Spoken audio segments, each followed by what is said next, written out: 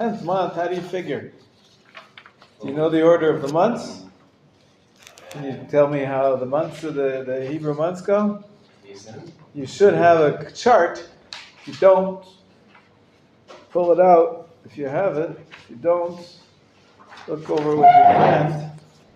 And we're also going to need our period historical framework chart as well. If you have that, pull it out. We're in the month of Tevet. It's the 10th month. What does that mean? What's the first month? We all know in English, January is the first month. So, very interesting. That's good. We all know that January is the first month, and the last month is December. Okay, we have that, and we grew up with it, right? We're in December now. Have you done your Xmas shopping? All these things they throw into your mind, right? Just for... That's a non-Jewish calendar. Our Jewish calendar, we have a different system. And I'm going to ask two questions. And surprisingly, they're different answers.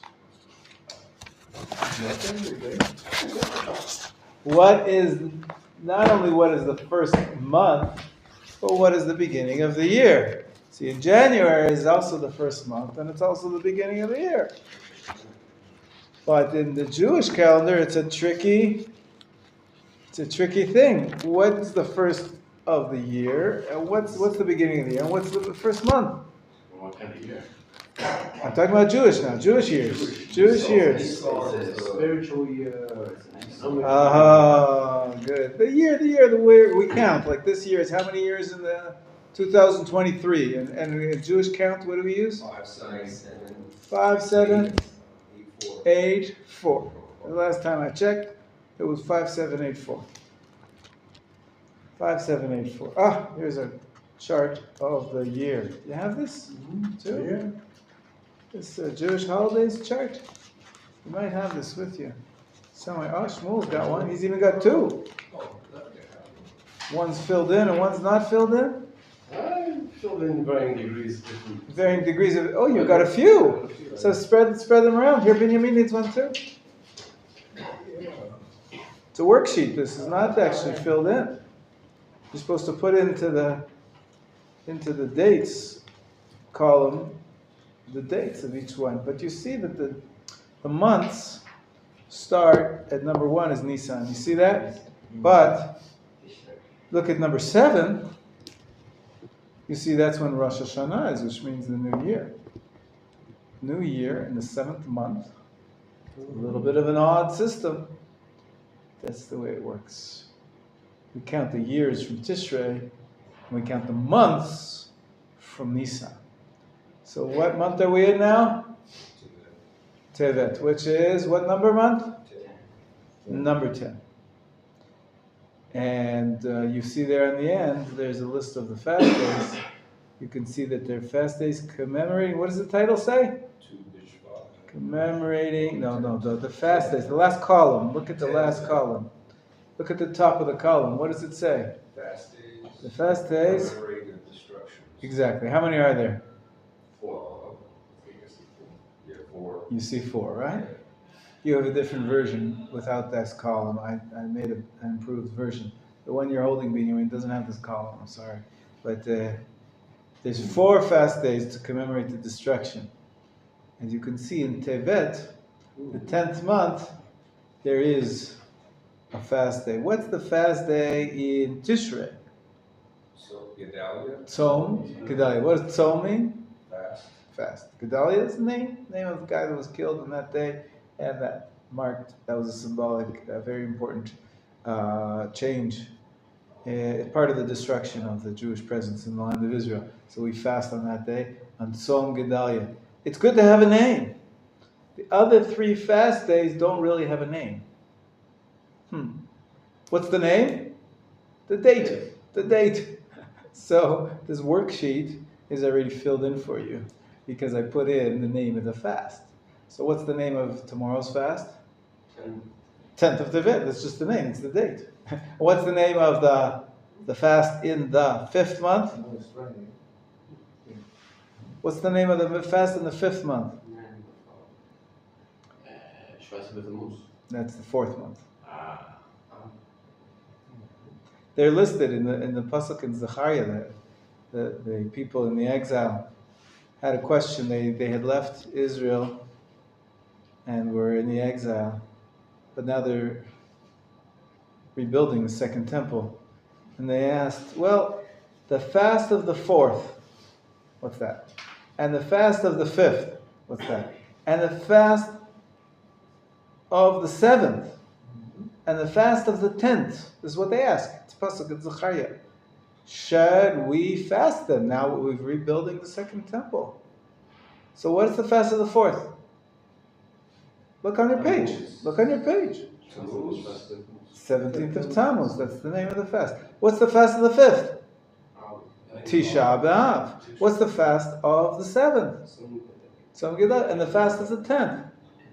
That's the 10th of Tevet. 10-10. It's a good number. You guys probably know better in your heads the numbers 9-11. Right? Now Israelis know, unfortunately, 7-10 or 10-7 or whatever it is. 7-10. But 10-10 refers to this fast day that we're approaching now. It's the 10th month, the 10th day of the 10th month. Anyways, they ask, should we fast them? And he doesn't really give them a clear answer. It's a little bit tricky because we did come back and rebuild the Beit HaMikdash. The standard assumption is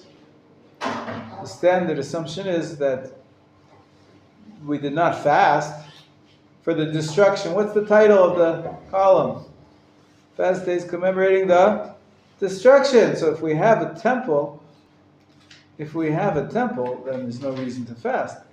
They didn't fast in the Second Temple era, the fast of the fourth, and the fast of the fifth, and the fast of the seventh, and the fast of the 10th. Those 4 fast days were not practiced, except there is a tradition that the fast of the 5th was. What's the fast of the 5th? Tisha B'Av. Tisha B'Av is more severe than the rest of the fast days. That's like the primary day of fasting for the calamities of the first temple and the second temple, and other calamities that happened historically at that date. And so there is a tradition that they fasted Tisha B'Av, even during the standing of the temple. The temple was still standing, and they still fasted Tisha B'Av. There's such a tradition.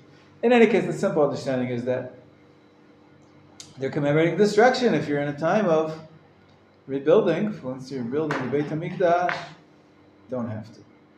Anyways, I want to tell you something, expand now upon this chart. By the way, do you know the names of the Hebrew months off by heart? There we go. I touch your son.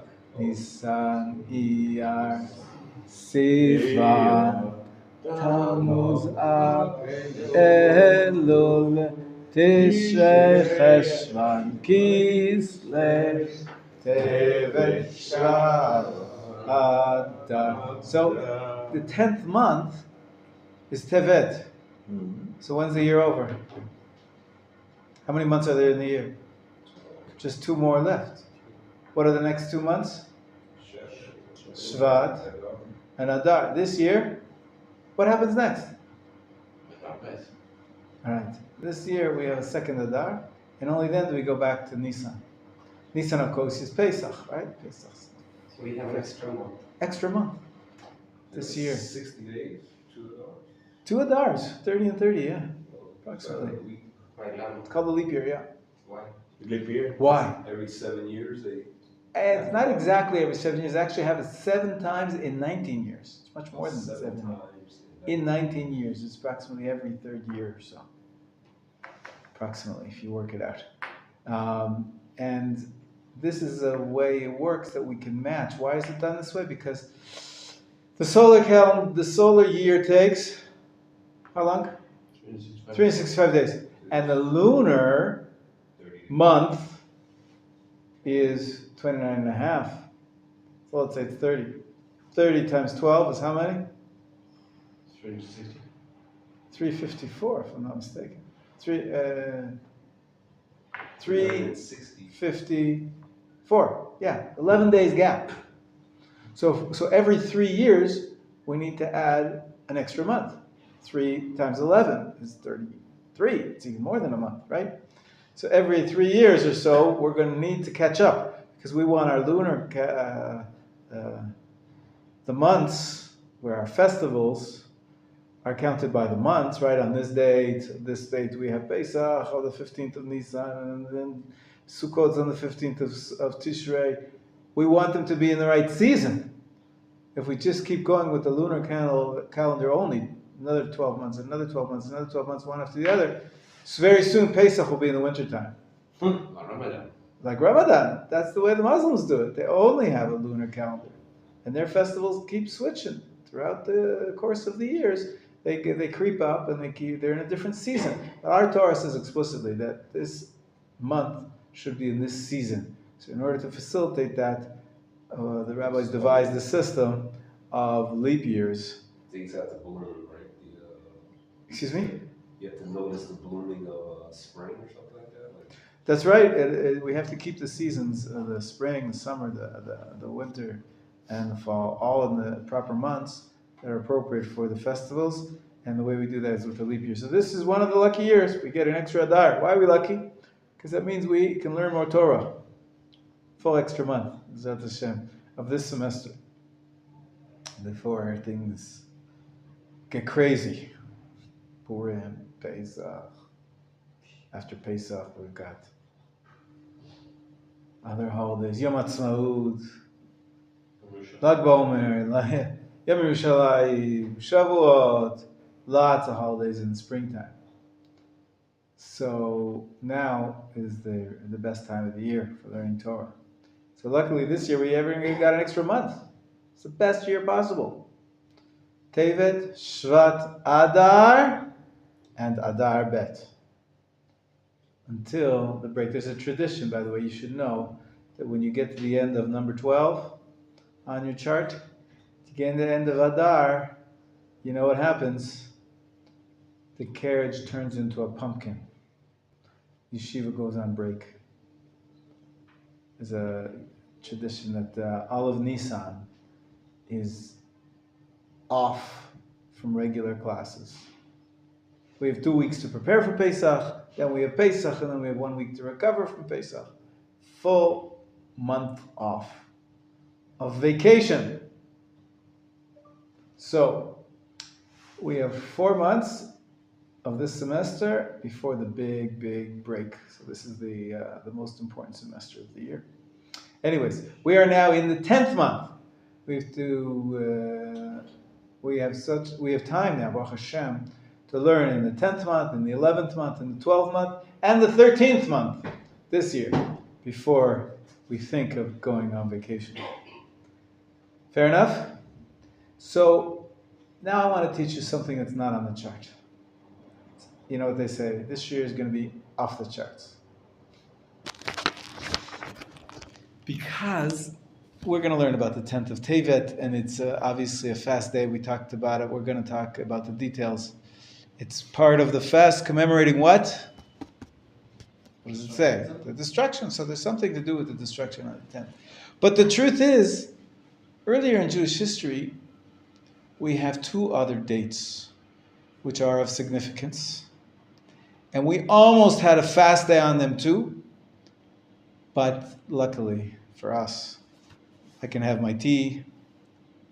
And the rabbi said, let's put all the fasting together on one day, tomorrow, 10th of Tevet. What I'm referring to is there actually is a tradition to fast on the 8th of Tevet and on the 9th of Tevet, today. For other events which happened in Jewish history, in the 8th and the 9th and the 10th of Tevet, this has been some difficult days for the Jewish people. What are we referring to? So let's start with the 10th of Tevet, not to confuse you too much. What happened on the 10th of Tevet? Beginning of the siege of Jerusalem. Siege. Did you study that together? You're looking at each other. Were you studying that? Yes. Excellent. Siege of Jerusalem. What year was that in?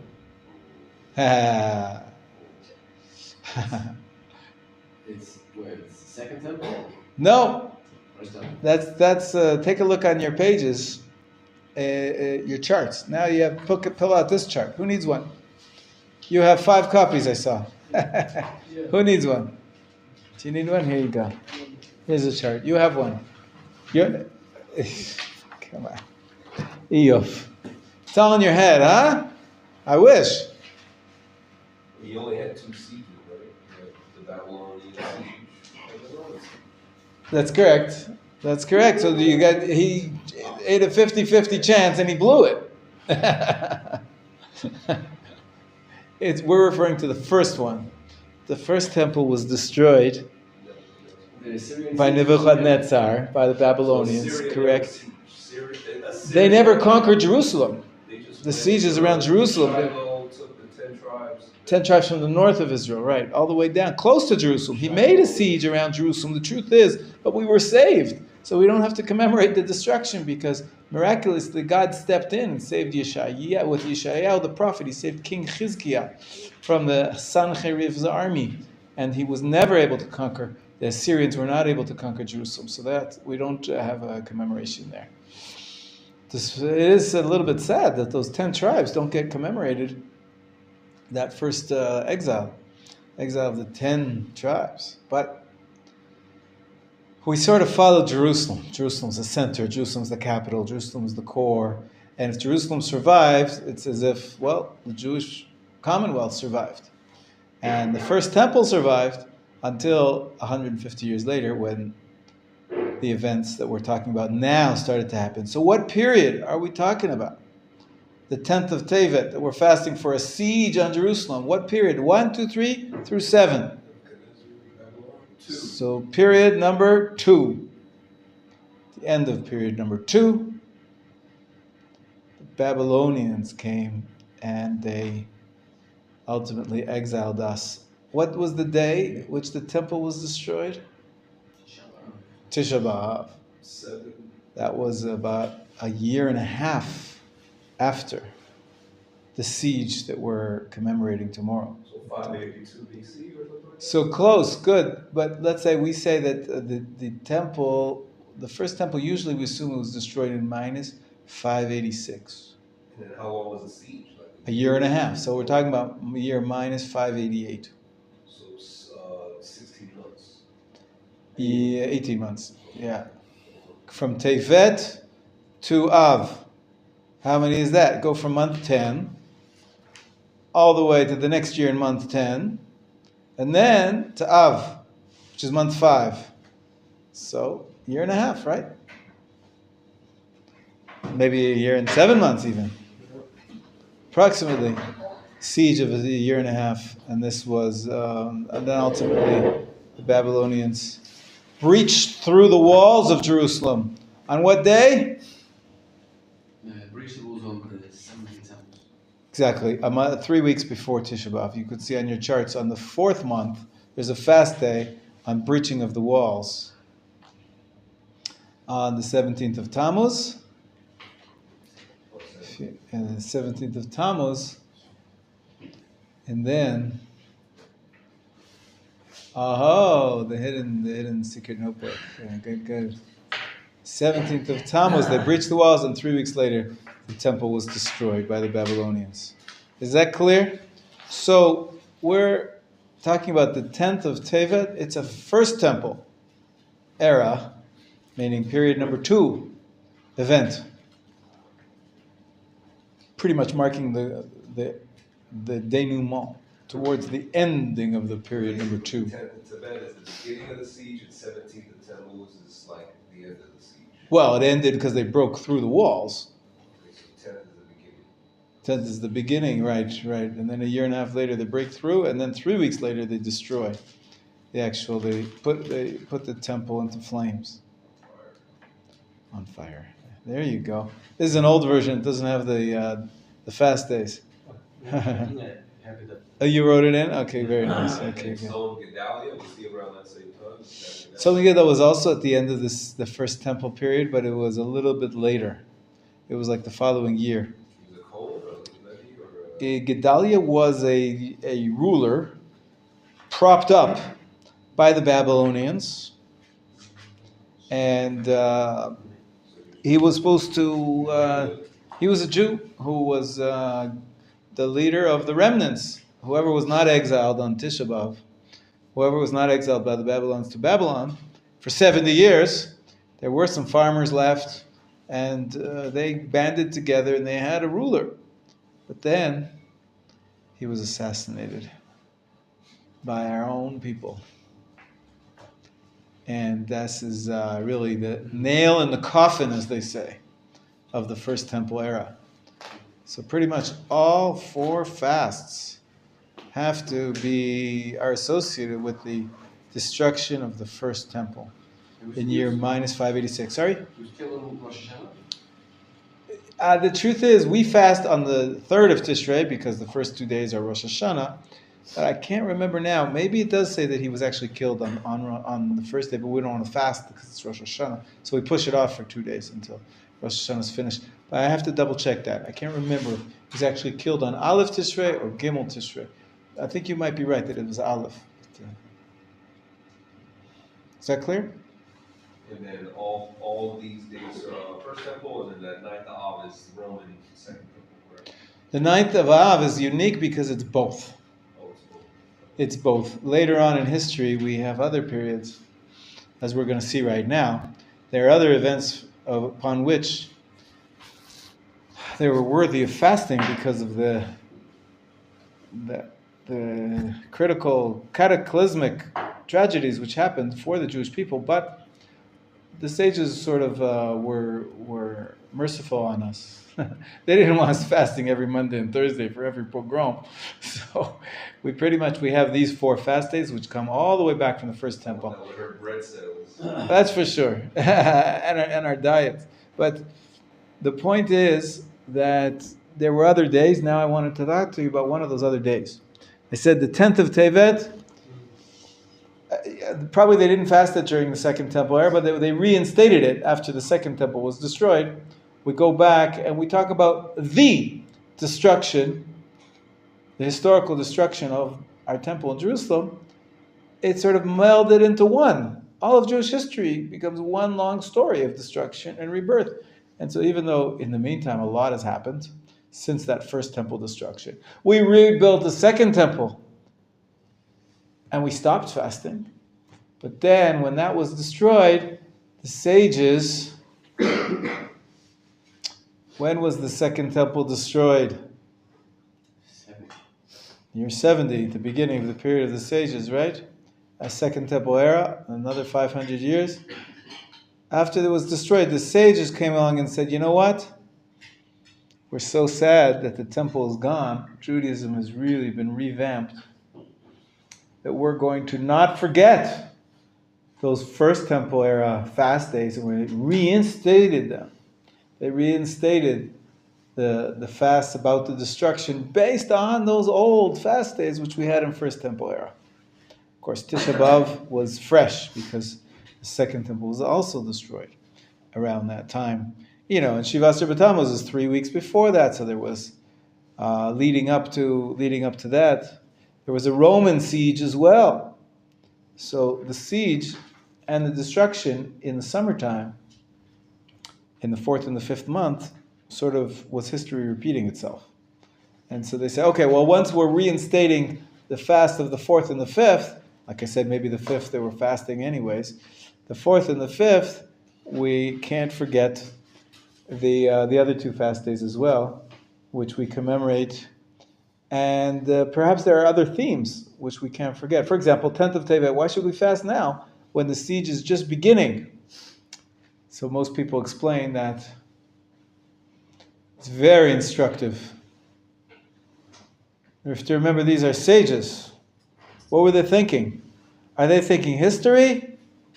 Not so much.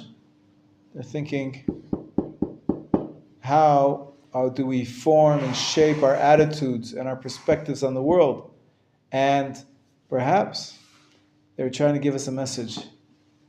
We must pay attention when the first seeds of destruction start.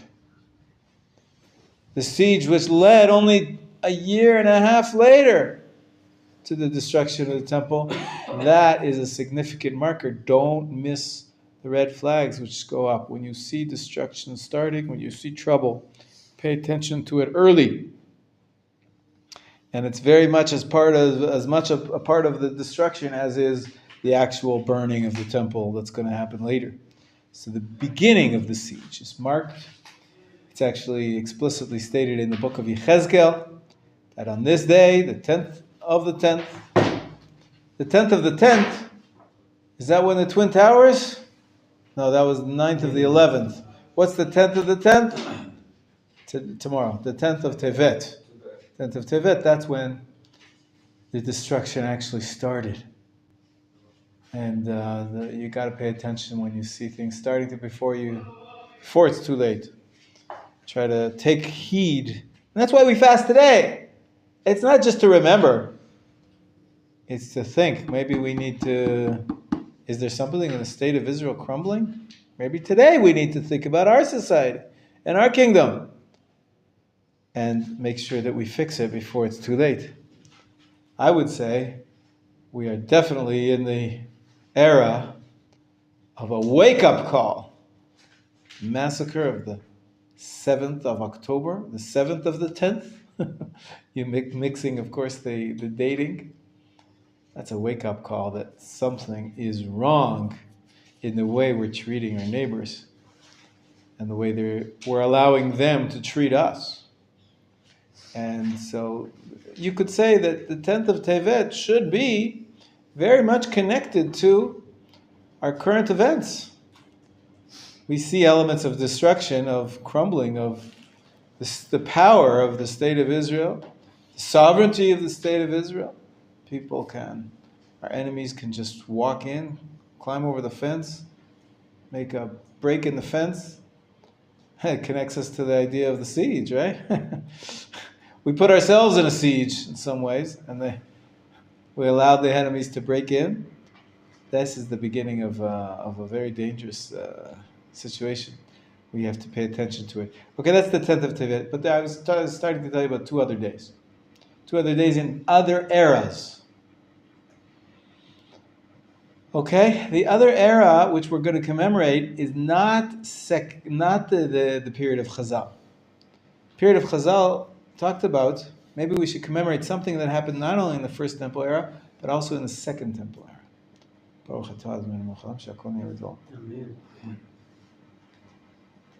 What happened in the Second Temple era on the 9th of Tevet? Today.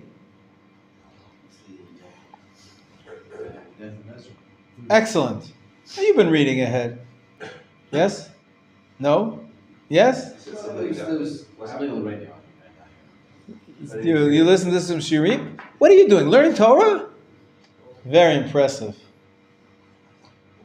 The 9th of Tevet today is known as the day of Ezra HaSofer's death. When did Ezra live? Second Temple, right? Who was he?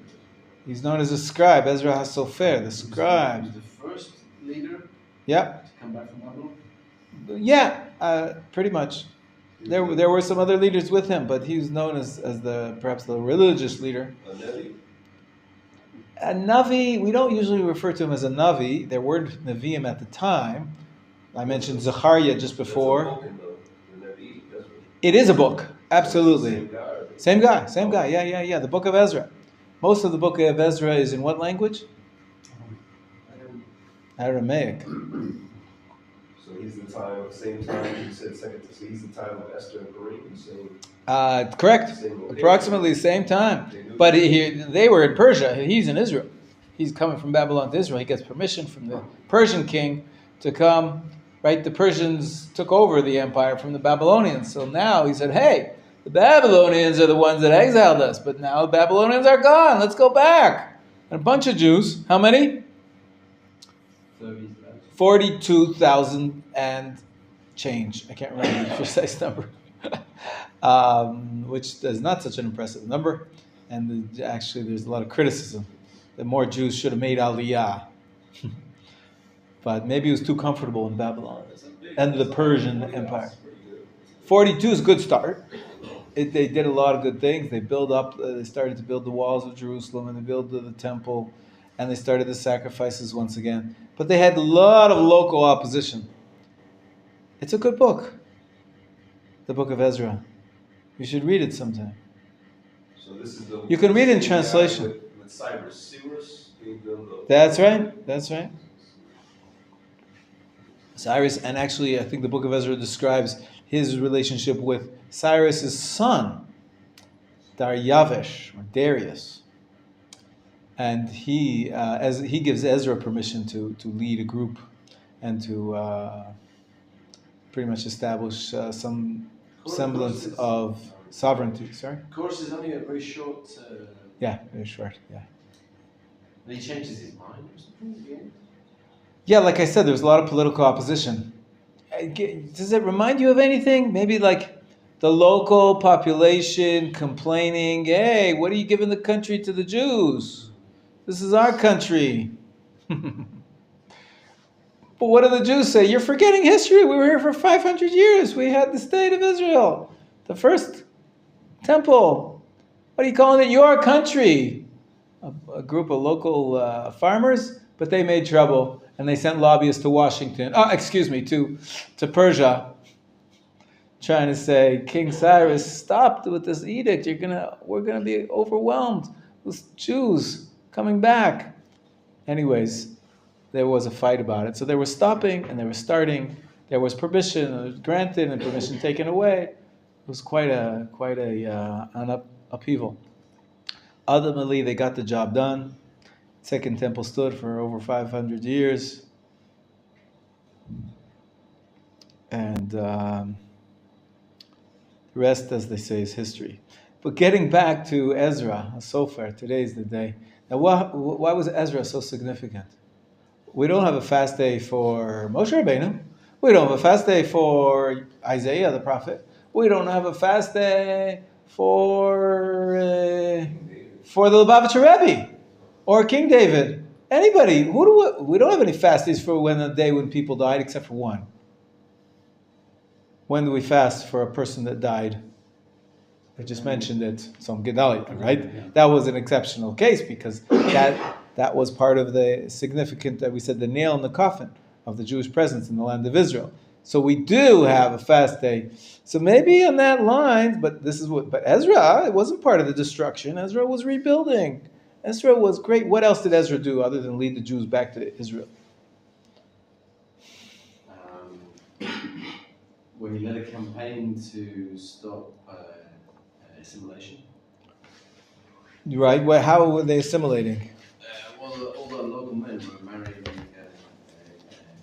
That's right. There were All the Jewish men were marrying. intermarriage. There was intermarriage. What else? What else do you know about Ezra? And he instituted the reading of the Torah. Good. Divided the Torah into weekly portions. That's right. What else? So he was a big Torah teacher. Actually, there was described in the book of Nehemiah. It's described how Ezra and Nehemiah gathered all the Jews and made something like a hakel, a gathering, like it says in the Torah. The king once every 7 years is supposed to gather all the people, men, women, and children, come to Jerusalem, and the king reads from the Torah. They didn't have a king.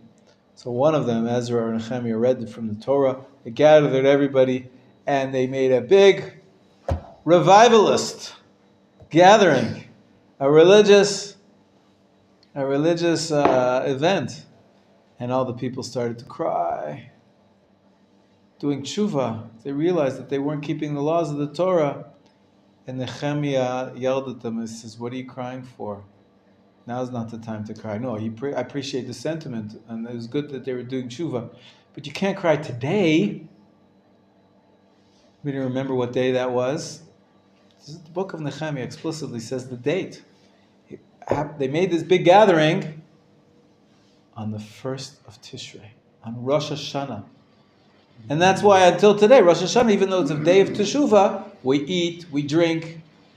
We're not supposed to do tshuva out of sorrow only and crying. That's going to happen. Tshuva lasts for 10 days, right? But the first, and for every day of the year, but the first, that a big event with Ezra and Nehemiah was on the first of Does Tishrei. this have any connection with the Western Wall? Was Ezra there? No, it was probably on the Temple Mount when he gathered the people.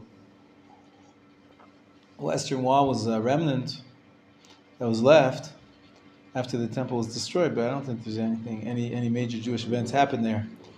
Yeah. This day in history, Ezra HaSofer died. Now, Ezra was very significant, not only because of those historical events of bringing the people back, of making religious revival. Ezra HaSofer is known, together with the men of the Great Assembly, he's known as HaSofer. Sounds like a governor. What's a Sofer do?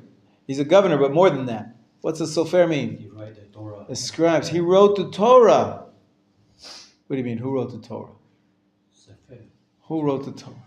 Softan. Moshe Rabbeinu wrote the Torah, right from the word of God. The Talmud tells the following story. Ezra, you know what he did when he came back with the exiles? He found 3 copies of the Torah scroll. I guess the exiles brought it with them. And they were brought to the newly founded Second Temple. And he, being the scholar that he was, the scribe that he was an expert in the writings, he did some academic work on the text.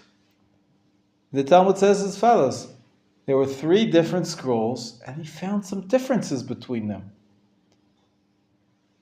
So he made one master copy that we use until today. Ezra is the scribe, and what did he do when he found the discrepancy out of the 3? Which did he follow? A, B, or C? What's the one rule that we learned? We learned a little bit of halachic thinking. Yeah. Right, just like in a machloka, whenever we have a discrepancy, we follow the majority. That's what he did. If A and B agree on a certain wording, spelling, he put that must be authoritative. And if C and B agreed on the spelling, and A was the one that was off, he followed the majority. Anyways, Ezra put it together, and the truth is, as we say many times, the men of the Great Assembly, his cohort of 120, they pretty much established what goes into the Tanakh, what doesn't go into the Tanakh. The books of the Tanakh after him got solidified, and this is the beginning of, so sort of like the end of an era of the written Torah era, and the beginning of the oral Torah. It's not. There was always an oral Torah, and there was always a written Torah. But this change, once the written Torah is closed, everything else, the only way to be creative, the only way to write anything down, is basically when you start to develop the oral Torah. So Ezra Sofer was a key figure, being essentially the link between period number 1, 2, and 3. And fostering essentially the beginning of the next era, which is the era of the Talmud, the era of the sages. Was he involved in the expanding of the Knesset to the Sanhedrin? Sanhedrin is actually a Greek word, Sanhedrion or something like that, Synedrion, which is a Greek word for the high court. So I don't know if he called it that, because the Greeks came afterwards. The Greeks came, right, minus 333. Ezra was long dead before that. No, not so long dead, but it must have been. Right, if he came up in minus 586 to rebuild the temple, so how many? That's another 150 years. That's right. Shimon HaTzadik was the last remnants of this body called the men of the Great Assembly. I don't know if he knew Ezra, maybe. No, if he was the last one, then maybe it stopped. It stopped after that. As far as we know, there was no more men of the Great Assembly, and then became the Sanhedrin, became the more powerful body. Maybe they called it, maybe they named it that. I don't know, but there was a leadership institution of some sort. The history here is a little murky. At the beginning of the Second Temple era, exactly how the leadership. There were some prophets. There were the scribes with Ezra, and the men of the Great Assembly, and there was political fighting with the locals. There was back and forth with the Persian Empire until the Greeks came in charge, and that's the second era of the third period, the period of the Second Temple. So far, so good. So we have today Ezra. The sages said he was such a great, important linchpin in Jewish history. When he died, it's almost as if the Torah died. It's almost like he was the bearer of the tradition, the standard bearer of the written Torah. And if he died, that was such a tragedy. They decided to fast. But then they realized, wait a minute, if we're going to fast, so it could be they actually did fast on the 9th of Tevet. And then later on, after the Second Temple was destroyed and the sages reinstituted the fasts of the First Temple, which were on the 10th of Tevet, they said, let's not fast 2 days in a row. Before you know it, people are going to be rushed to the hospital. 2 days in a row of fasting. We can't have that. So we don't fast anymore on the 9th of Tevet, only on the 10th. But it was worthy of the sages said, it's worthy to fast on the 9th of, maybe in the Second Temple period, they did fast the 9th and not the 10th. But then nowadays, since the period of the sages, they switched it maybe back to the 10th, and we commemorate both the destruction, the siege of Jerusalem, and in the First Temple era, and then the death of Ezra a little bit later, about 100 years after the destruction. Ezra died. A little less even. No more, a little more, right? Because it was 70 years of exile. He must have been an adult leading them back to the land of Israel. So he died pretty much close to the beginning of the Second Temple era, around year minus 500. It's about 100 years later. Okay, so that's the 9th. But wait, there's more. There's a tradition that there was another calamitous event on the 10th, on the 8th of Tevet. What happened on the 8th of Tevet? The Torah is translated into Greek. Greek? So that pushes us ahead in history 150 years, right? To the Greek era. At least 150 years, maybe more.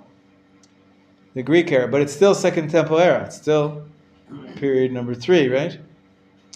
So, in the Greek period, there's a tradition that the king, whose name was Talmai, anybody remember who he was and what kind of king he was? Talmai? Yeah, Talmai. Or Ptolemy, without the P, the silent P, Ptolemy. Well, what kind of king was he? He did something that has to do with translating the Torah, right? He forced the Jews to translate the Torah into Greek. So who was Talmai? King of the Ptolemaic Greeks in Egypt. Exactly, king of the Ptolemaic Greeks in Egypt. Right? We said the first 150 years the Ptolemaic Greeks controlled the land of Israel, and afterwards we celebrated Hanukkah when the Seleucid Greeks, the Syrian Greeks, took over and they persecuted us religiously, didn't allow us to keep up the mitzvot, and to force us to bow down to idols, and we rebelled. And the Hasmonean family brought success in that rebellion. That we discussed on Hanukkah. Sounds like this is probably before Hanukkah. This is during the period of the Ptolemaic Greeks. Amram lo Boker Tov. So during this period, even though there was not absolute persecution, they forced us to do some stuff. We said there was, the Hellenistic influence started from year minus 333. Apparently, the Ptolemaic king was not so great either. The sages were very upset that they were being forced to translate the Torah to Greek. What does that mean? It's just a book. We have a translation right here. We have on our tables all the time, a Hebrew and an English. What's wrong with translating the Torah? Because the Torah is not for the Gentiles.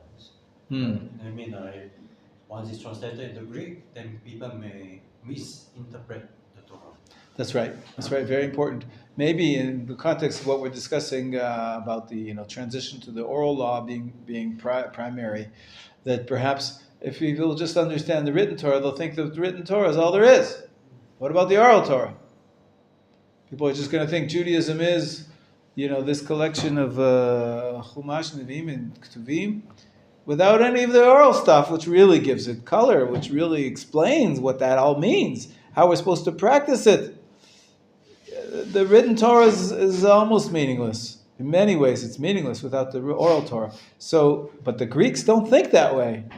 The Greeks thought, "Whoa, this is a holy book." Well, what did they create famously in Alexandria, which is the central city in Egypt at the time?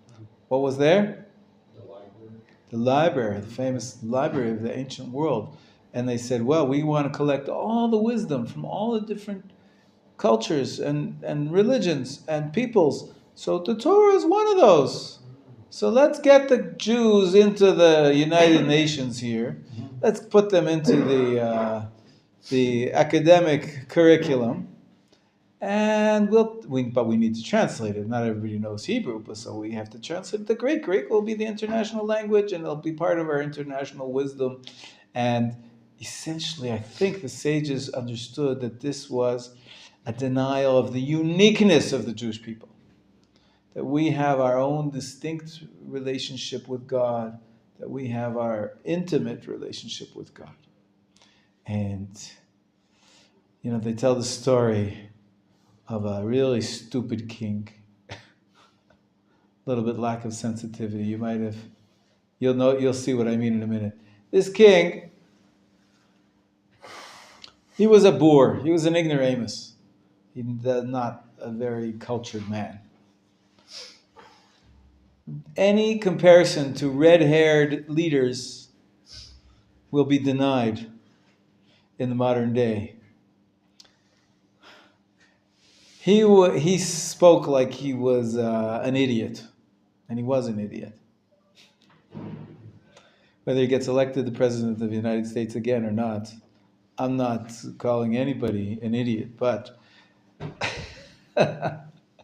this king was told that there's an amazing artist, the best artist in the world, he's created a portrait, a beautiful, beautiful picture.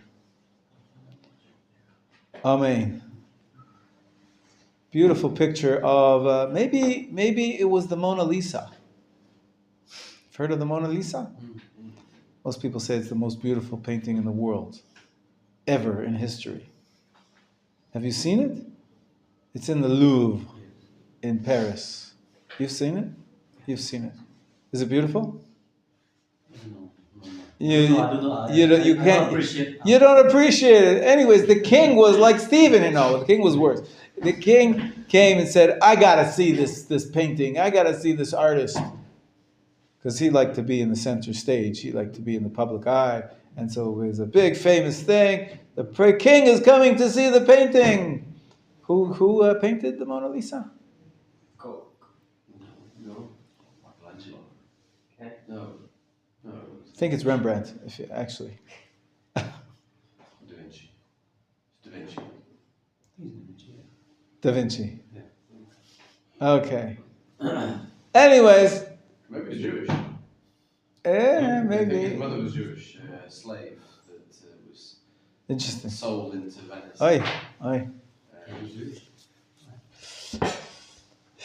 So the king comes, and there's a big, party. The king says not going to look at this painting just by himself. He comes and makes a big party, hundreds of invitees, a big lavish dinner, and they bring the painting on display, and the artist comes, and the king stands there publicly at the main event, and he looks at the painting. Like you said, not everybody appreciates art. Nobody really understands it so well. But you understand this artist, this was his life's work. This was he invested years, who knows how many years of his life, and it was, acclaimed by everybody as like the most beautiful of the world ever. So the king comes, and he, with his loud voice, says, "Hey, what you got there? Oh, wow, that's really pretty.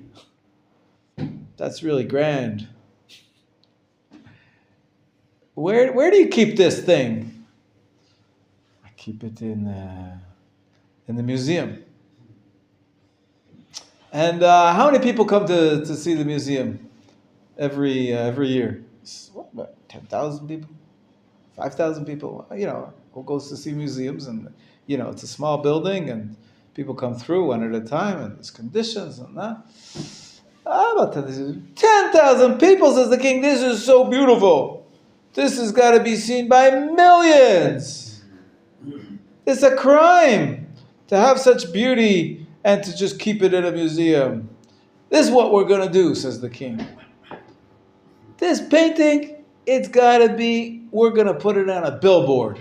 We're going to put it in Times Square, the biggest place in the world where millions of people come every single day. Everybody should be able to enjoy the beauty of this painting." They say that the painting, the artist fainted on the spot. He was so shocked. And all the people of the industry were downfallen, crestfallen, and they couldn't believe their ears. And they were so horrified by the suggestion of taking this beauty and putting it on a billboard, putting it in the public arena, cheapens it. This painting had such intimate expression, and it expressed such fine emotions and feelings. It aroused such deep feelings. It's not appropriate that it should be done in the public thoroughfare, in the public arena. So there's a certain appreciation that you have to have, a certain sensitivity you have to have when it comes to things of such fine beauty, fine expression, human expression of the human spirit. Not everything is appropriate to be out there in the public thoroughfare. I think that's maybe a little bit of it gives us to understand why the sages said, 8th day of Tevet, the day where we were forced to translate our Jewish Torah into Greek. It's a sad day. The truth is, some traditions say they declared a fast day for 3 days in a row because this was such a horrible turn of events. Basically, the sages felt that the Torah is being destroyed. It's being denuded. The intimacy of the Jewish people with the Torah cannot exist anymore when we have a translation into Greek. It won't even help you when you tell me that there was miracles. What miracles am I talking about? Regarding this translation, have you heard about this? First words. What was the miracles? What? First words. The first words. Okay. What happened with that? The Hebrew translation is beginning created. So that Gentiles would think that there's someone who created God. Creation created God. Creation. According to the order of the Hebrew, if you just translate it directly, it could be a problem theologically. And so what happened? So there was a miracle. 70 sages were put into a room to write the Torah. They were put into 70 different 70 rooms different to rooms. translate the Torah, yeah. And They all translated the first verse different, the same. It's the same with the Right. they all basically God created it. they censored the Torah, or they translated in a way that there would be no misunderstanding. Without consulting with each other, they all came up with the same idea, and basically the king was checking on them that they weren't, lying to him. He didn't know Hebrew, so how could he know if he's lying? This was a form of, verification. Well, they weren't lying, but they were. Maybe it was a little bit of divine intuition that guided their hands to be able to translate and change the language of the Torah the same way. But good answer from your name is Eov, right? Yeah. But it's incomplete. There's actually in the Talmud and in other places a list of how many changes of translations did they make? I think it's close to 30. Not just the first verse. For example, they all thought of it miraculously. All 70 scholars somehow came up and they changed the language of the text to not get us in trouble, not to get other people in trouble. For example, it says in the Torah, you're not allowed to eat unclean animals. The examples are, one of the examples is a rabbit. It says in the Torah, you're not allowed to eat rabbits. What's the Hebrew for that? Arnevet, it says in the Torah. You're not allowed to eat an arnevet. And it just so happened to be that King Talmai, his wife's name was Arnevet. So they said, oh no, if we write in the Torah, don't eat an arnevet, they're going to kill us all. So they all changed it and used a different word. As opposed to arnevet, they used a different word, and they got out of that one.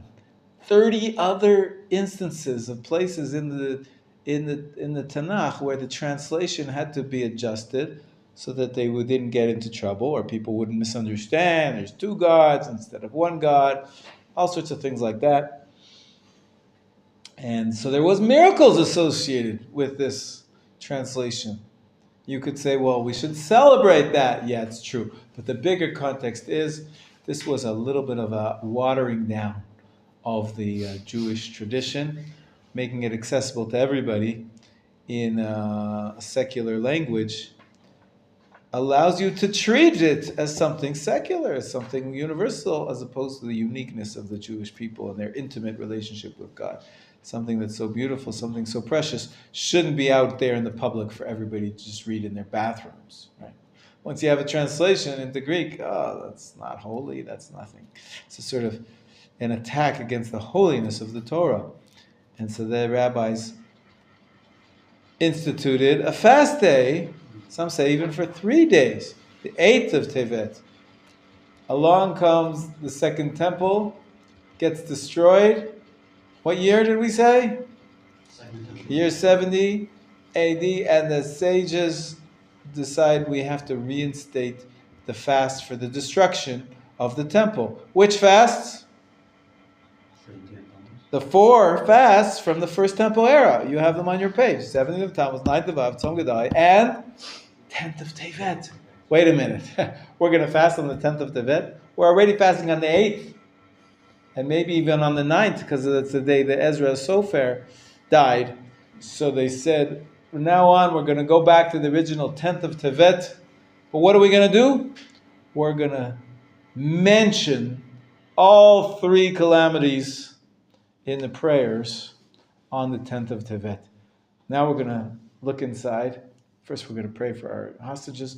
But after that, we're going to look inside, and you're going to see that one of the practices we do on the fast days, we say a certain extra prayer service called? The first is Vitanit. That's the word Ta'anit means fast. What do we do on a Ta'anit? What do we add to our prayers? There's something to add into the Shemona Esrei, but more than that, there's an entire We do it, we say every day, according to most traditions. What's something that we add on the fast days? It takes about 20 minutes, 15 minutes, depends if you speak loudly or quickly or slowly. What's it called? What do we add on the fast days? Nope, we don't read a Megillah on this one. We'd have that on Tisha B'Av, but not on the others. No, that's ethics. It's always good. It's always good to do tshuva, and fast days are designed so that we should think about our actions and how we can stave off the destruction. But Avinu Malkeinu we add, it's true, but that takes about a minute and a half. We do that now because of the war every day. What do we add? Only on the fast days. Big section. It's a big section. What's it called? I'm going to show it to you in the Siddur. It's called Slichot. You know of Slichot because in addition to the 4 fast days, we say Slichot during the period of 10 days of Tshuva and Elul, and that's a very central prayer service at that time of year. But every one of the 4 fast days, in addition, we also say Slichot. And in the Slichot, we mention Ezra, and we mention the translation of the Torah into Greek, and of course, the siege that was laid around Jerusalem way back in the First Temple era. So we only do one day, but we mention all 3 calamities. Is that clear? Rabbi, how does the sages come to decide this 10? The 10th of Tevet? Yes. Well, you missed the beginning of the class. We said that the 10th of Tevet was mentioned in the book of Yechezkel explicitly as the day on which Nebuchadnezzar laid siege. And in the book of Zechariah, it's mentioned that there was a fast day that the Jewish people fasted on the 10th of Tevet because of the siege. It's the beginning of the end. And then 70 years later, so for 70 years, the Jews were fasting on the 10th of Tevet.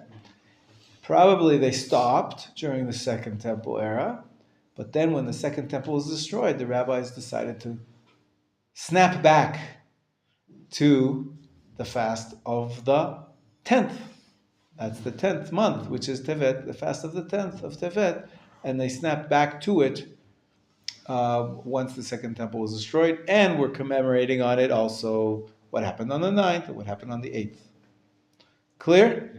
Okay, so open up our Siddur to page 231. Let me hear the Fundamentals of Judaism choir. The choir, the Fundamentals choir. I'll be the conductor. Ready? And I'll rest my throat. 231. That's, you know how to make trouble. Balagan. Put it all the way on top if you want. You're tall. There you go. Page 231.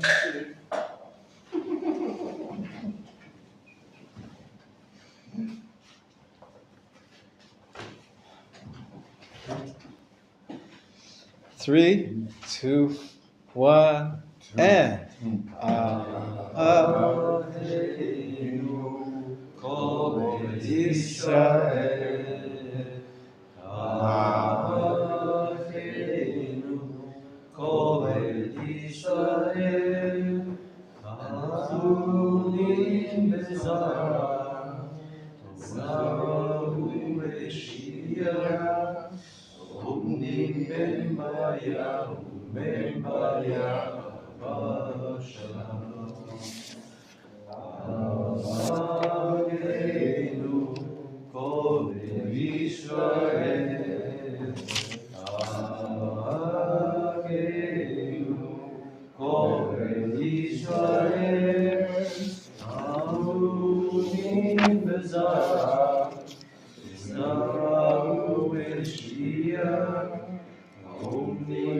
Maya, Ben Maya,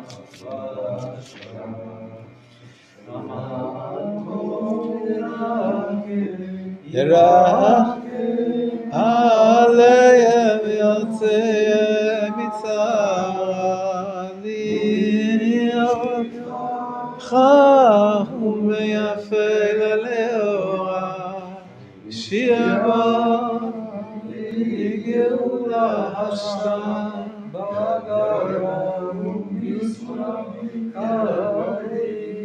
Hamakom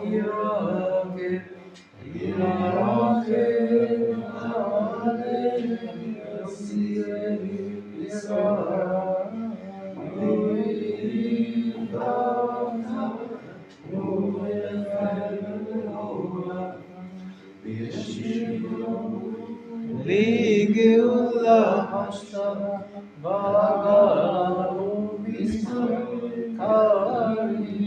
Amen. Well done, well done. We chose a little bit of a high key, but we managed.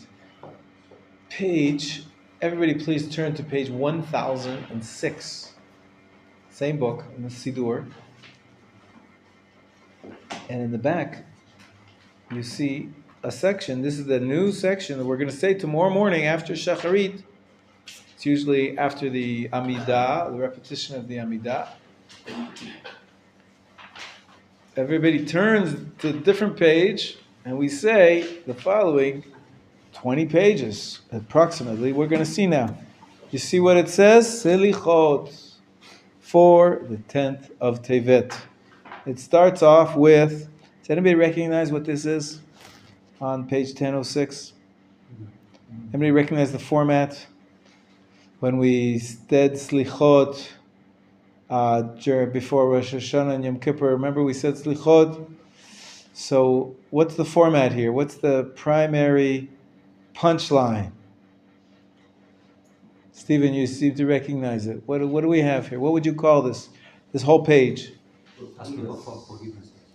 That's the word Slichot, it means forgiveness. I know, but I'm talking about the content of the page here now. Yes. What's the format? What's the central line on this entire page? Do you see it? It's a sin, or sin? Nope. It doesn't talk about our sins so much on this page. Say the attributes of Hashem. Excellent. It's the 13 attributes of mercy. In the middle, underneath where it says Exodus 34, it's a quote from the Torah. The Lord, compassionate and gracious God, slow to anger, abounding in loving kindness and truth, extending loving kindness to 1,000 generations, forgiving iniquity, rebellion, and sin, and absolving the guilty who repent. This is known as the 13 attributes of mercy. It's from a revelation of God to Moshe in Exodus, described in Exodus 34. There's an introductory paragraph. Starts off with the words El Erech Apayim, you are God slow to anger. You want to read it for us, Shmuel? You are God slow to anger. You see that paragraph? Sure. In English. And The second paragraph on the page. El, you are God slow to anger. Yeah. Erech, you are not slow to anger. You are called the master of compassion. And you have told the way of repentance. May you remember today and every day the greatness of your compassion and kindness for the sake of the descendants of your beloved ones. Turn toward us in compassion, for you are the master of compassion. We come before you in plea and prayer, as you in the ancient times showed the humble one, Moses. Turn you from your fierce anger, as is written in your Torah. In the shadow of your wings may we shelter and abide, as on the day when the Lord descended in the cloud, and will look sin and wipe away guilt, as on the day when he stood beside him there. Give ear to our pleading, and listen to our speech, as on the day when he called upon the name of the Lord. And in that place it said, the Lord passed before him and proclaimed. Okay, so this is all an intro to what happened as on the day when the Lord descended in the cloud. On the day when Moshe had this revelation where God revealed to him his attributes of compassion, mercy. This is the 13 midot of Rachamim, translated here. He's God. We return to God as the master, Baal Rachamim, the master of compassion. So we ask him for compassion for all of the calamities, that we are commemorating on this fast day. So that's the beginning of Slichot.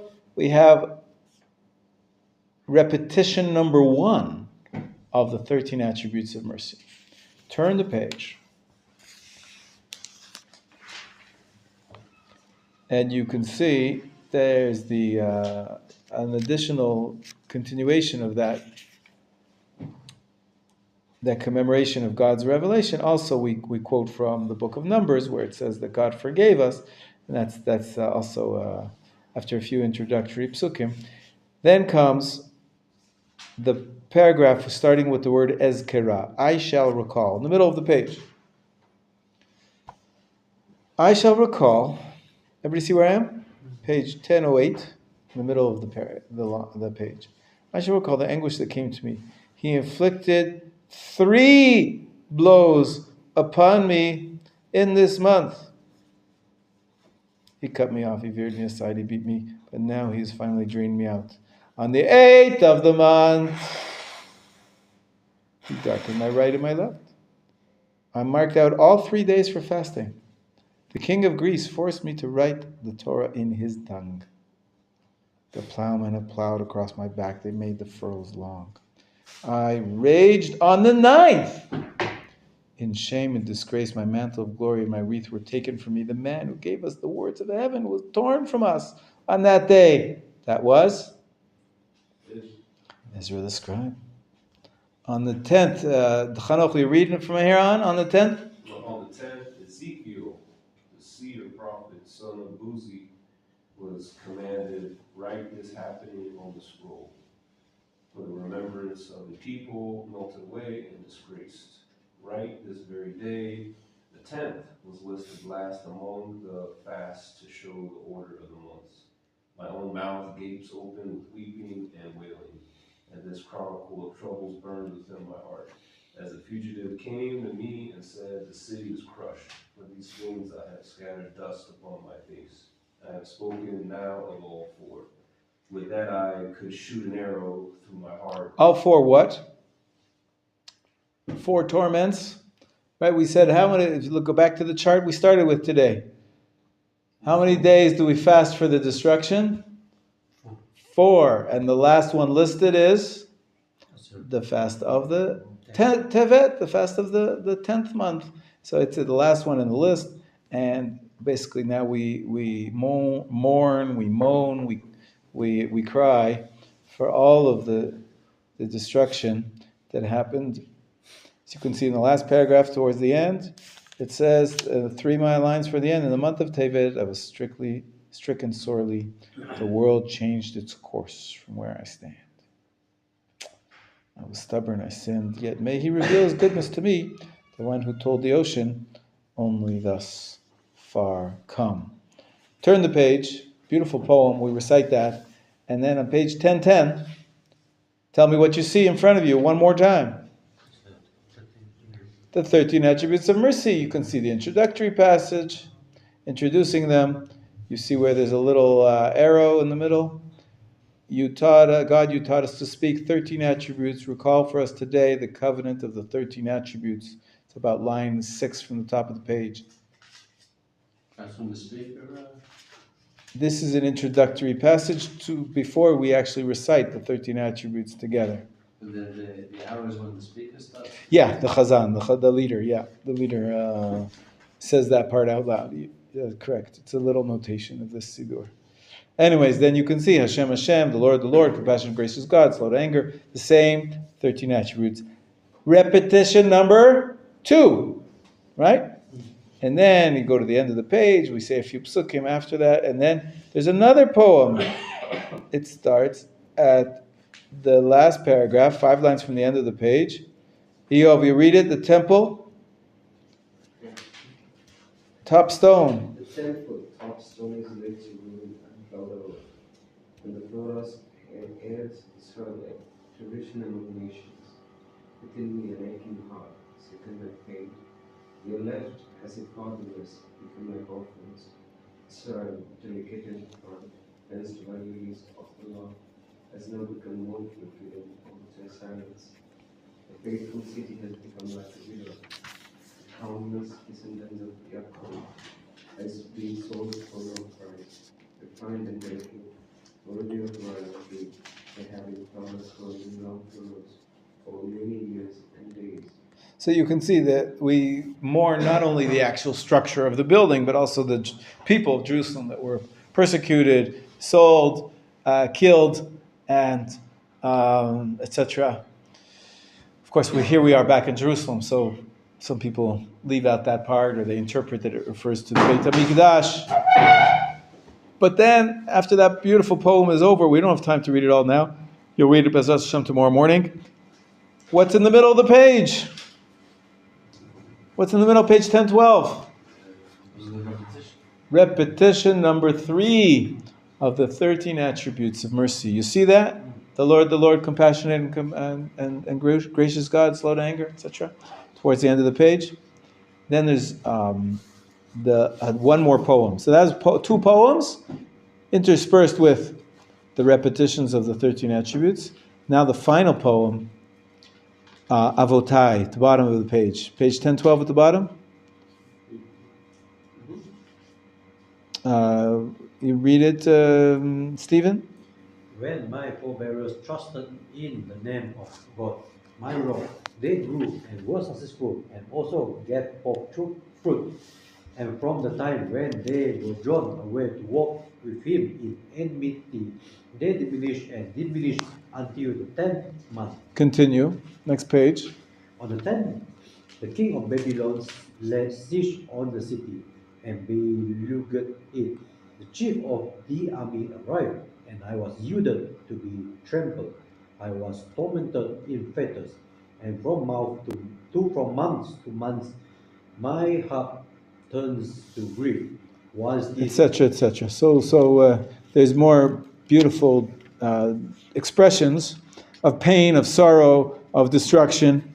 If you look in the third last paragraph, you can see he cast down the splendor of the temple forest of Lebanon.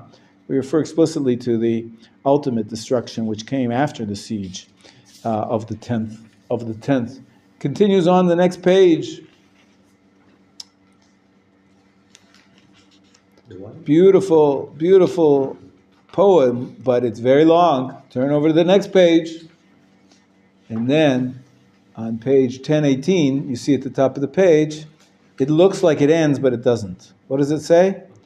Continue with God King who sits on page 1040. So that's the 3 major poems, interspersed with how many repetitions so far? 3. Now there's going to be on page 1040, the final repetition, number 4. Go to page 1040, and this is commonly the common end of all the slichot on all the other days. You see the days we're skipping now is specific poems for the fast of Esther, for the 17th of Tammuz. You get to page 1040, we have the 4th repetition of the 13 attributes of mercy. And then in conclusion, which the common conclusion for all the fast days appears on page 1040.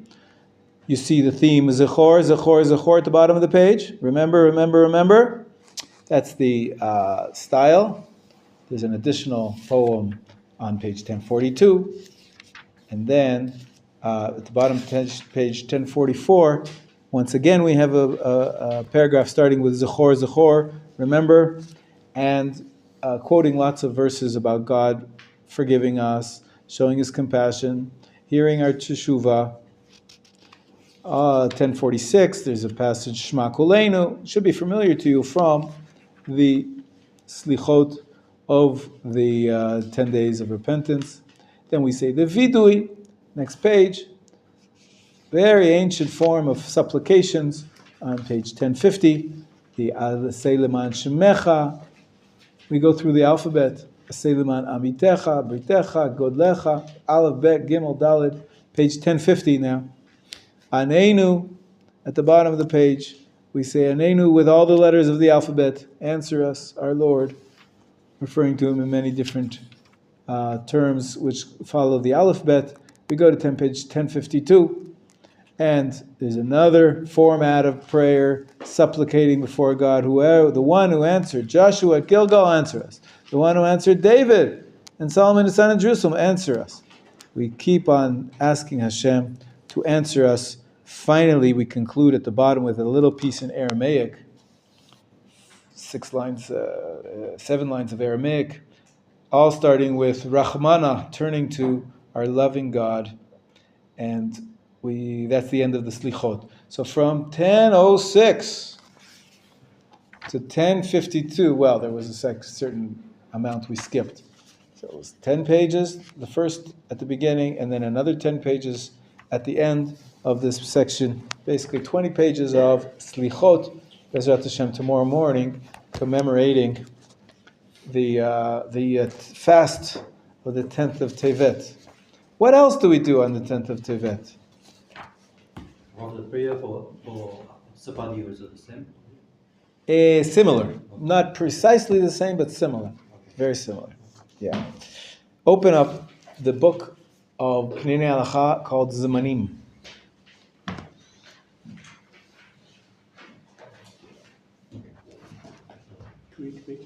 Page 117.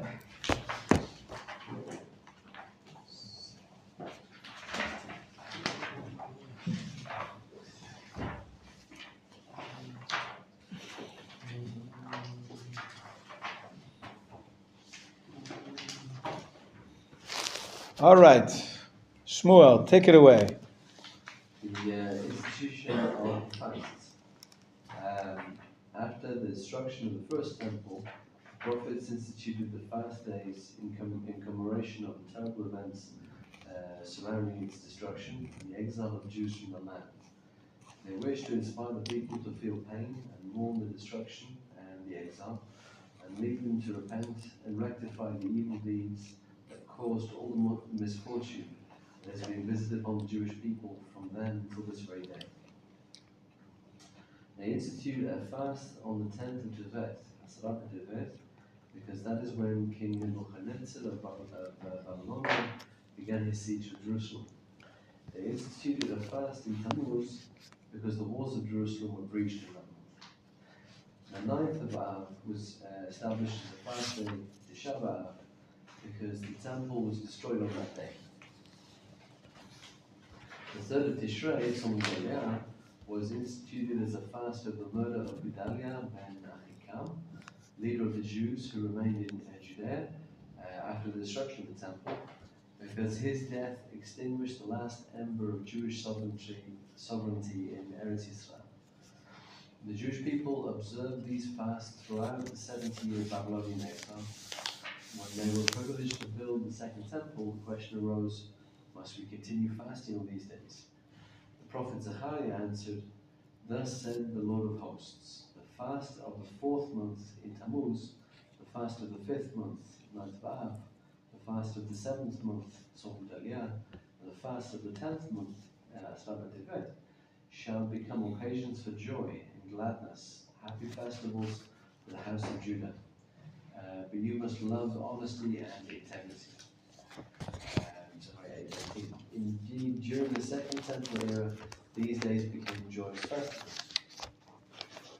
When the Second Temple was destroyed, the original enactment was reinstated for all 4 fast days. However, the date of the fast in Tammuz, commemorating the breach of Jerusalem's walls, was changed.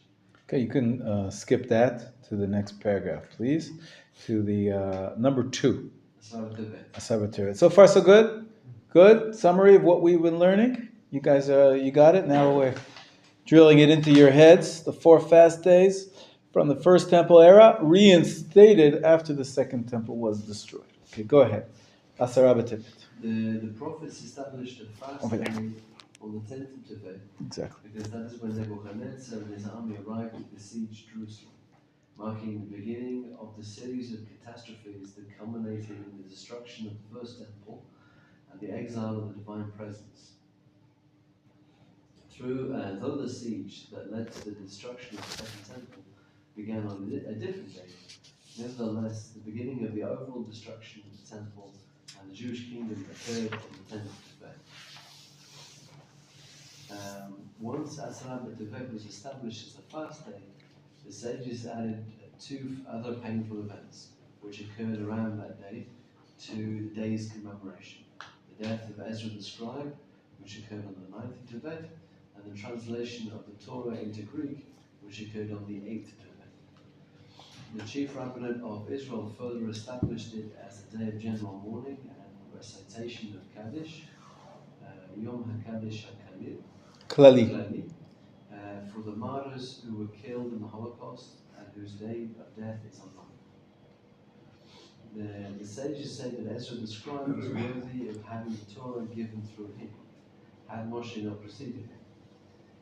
He is second in stature only to Moshe.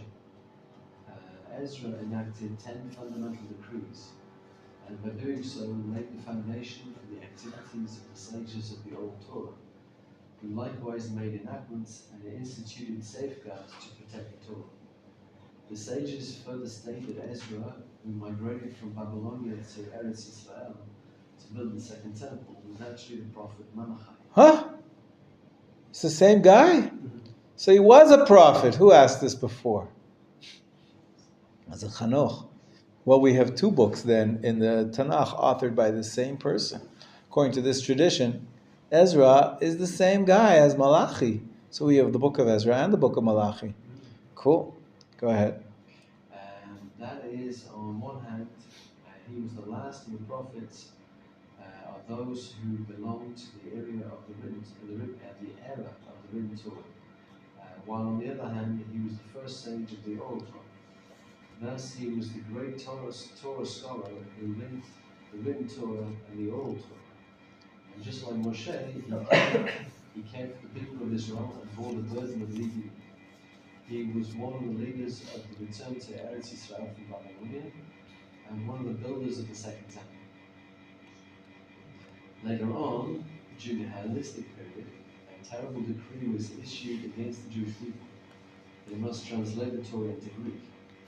That day was as calamitous for Israel as the day when the golden calf was made, because the Torah belongs to the Jewish people, and its translation into Greek undermined its uniqueness, allowing it to be viewed as something that anyone can have. This occurred on the 8th of Tibet, causing darkness to descend upon the world for 3 days.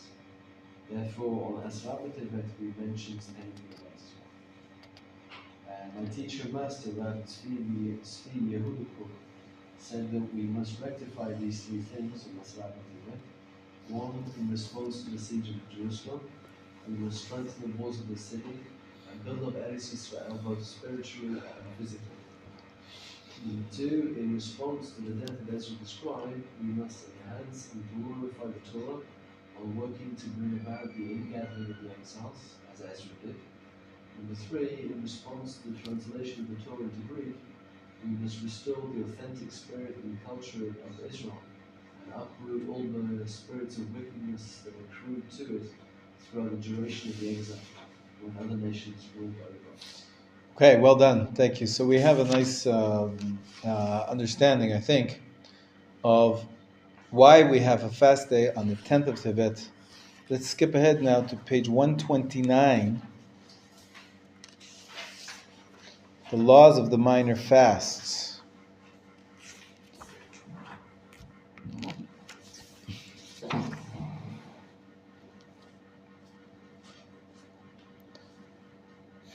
Take a look at the bottom of page 129, the last paragraph. It's in the middle of the page. However, the laws of the other fasts, as opposed to Tisha B'Av, that were instituted as a result of the destruction of the temple, are more lenient. We fast only during the daytime.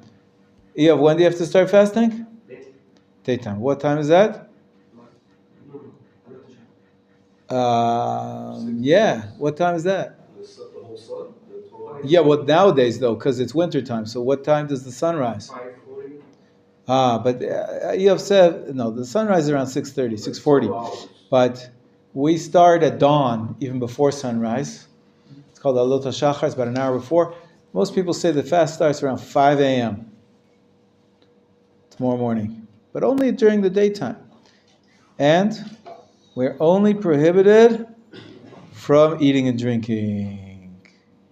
We need not refrain from bathing. So you can get ready for Shabbos tomorrow. You take a shower. Anointing ourselves, no problem. Wearing shoes, no problem. Or engaging in sexual relations. Only eating and drinking, and only in the daytime. That's what's prohibited. And another difference is, on page 130 now, another difference is that pregnant and nursing women must fast on Tisha B'Av. Only illness renders one exempt. On the 3 minor fasts, however, even pregnant and nursing women who are not ill are exempt from fasting because the Jewish people originally accepted upon themselves to fast on these days. They were lenient with regard to pregnant and nursing women, exempting them from fasting. Okay? This is changed by who? Changed? It was not changed? What do you mean? No, originally, it was like a festival, by Zachariah. Well, And then it was- during the second time, it was originally a fast, it turned into a happy day, and then Chazal put it back to its original fasting when the second temple was destroyed. All right. Now, I want to point out one thing. One second, I'll take your question. We're not going to have enough time for everything. I want you to skip, please, with me now to... Be shopping for things that make you happy. Shopping for Shabbat. It's not appropriate then, but if you need it for Shabbat, you got to prepare for Shabbat sometime. Do it today if you can. But if you can't, then you can do it tomorrow as well. Only eating and drinking is really what's prohibited. I want to show you one more thing, though. And where is it? It's got to be here.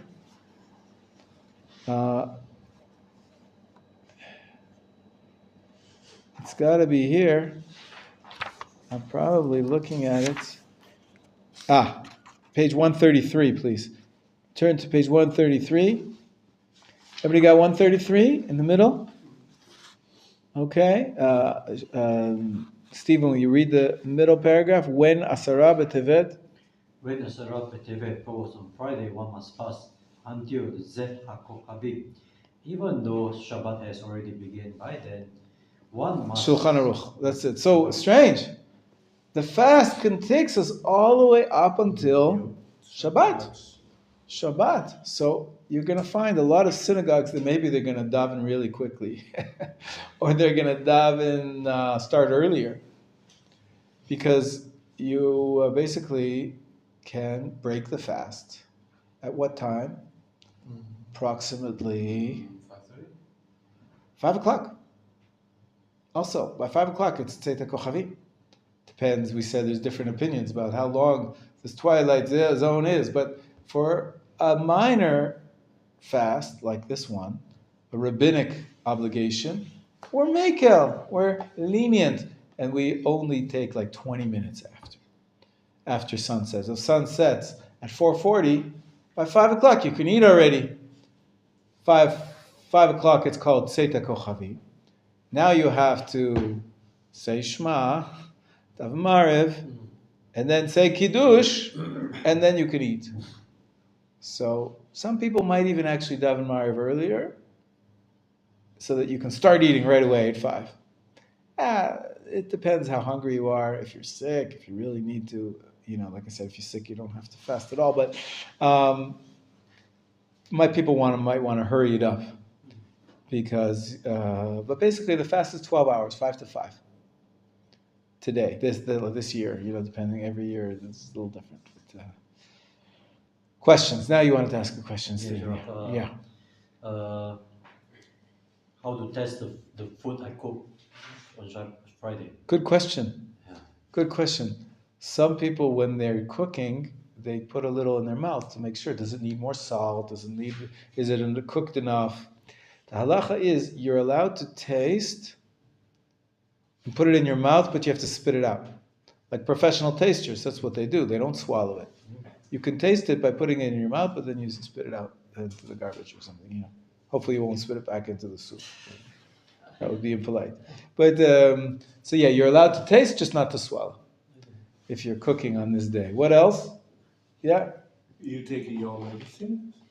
Yeah, for sure you take your medicines. Even on Tisha B'Av you take your medicines. But for sure you must take your medicines.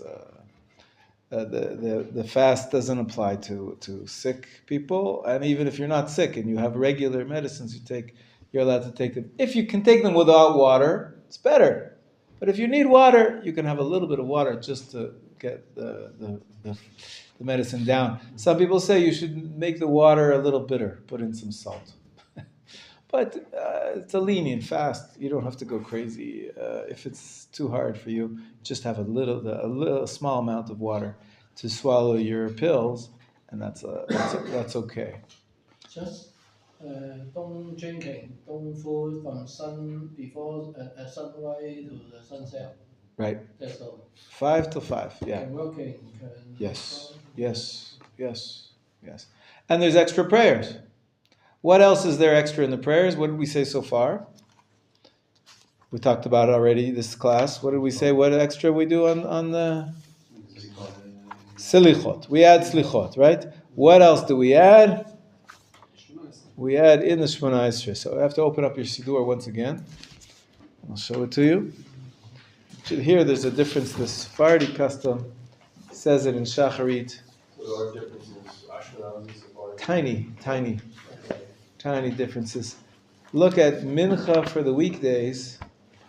That's going to be on page 294. There's a little star in the middle of the page. It says at this point on fast days, the congregation adds, answer us, Anenu. It's in the section called Shomea Tefillah, Shema Koleinu, the response to prayer section of the Amidah. It's in the Amidah. So the Ashkenazi custom is only to add it in at Mincha time. That's why I'm showing you at Mincha. Sephardim add it also in Shacharit. So if you have a Sephardi Siddur, it'll be in there in Shacharit. But you notice, where do we add it in? In Shema Koleinu, in the middle of the Amidah. When the Chazan does his repetition, according to all customs, both Sephardim and Ashkenazim, he says it both in Shacharit and in Mincha, but not here. He says it earlier. If you look back to page 286, at the bottom, you see here the leader, the Shaliach Tzibur, recites this Aseh Manenu paragraph earlier in the service, but he adds a special ending. Baruch atah Hashem ha'oneh be'et tzara. Blessed you, Lord, who answers in times of distress. This is a bracha only for the leader to say, but don't get confused. He's going to have 20 brachot in his Shemona Esrei. The Amidah of the Chazan was going to have 20 blessings, because there's an extra blessing. But we don't say it as an extra standalone blessing. We insert it into the middle of the Shema Koleinu blessing. Is that clear? Excellent. The main thing is, hopefully soon, we'll be redeemed. We'll rebuild the third temple. And this will be a holiday. Just like it was in the second temple. Like Zechariah says, have a holiday. We have a temple. Hopefully soon, the temple will be rebuilt, and we won't have to fast again, ever again, on the 10th of Tevet. I wish you a Shabbat Shalom, an easy fast, and the quick and swift redemption. Mashiach now.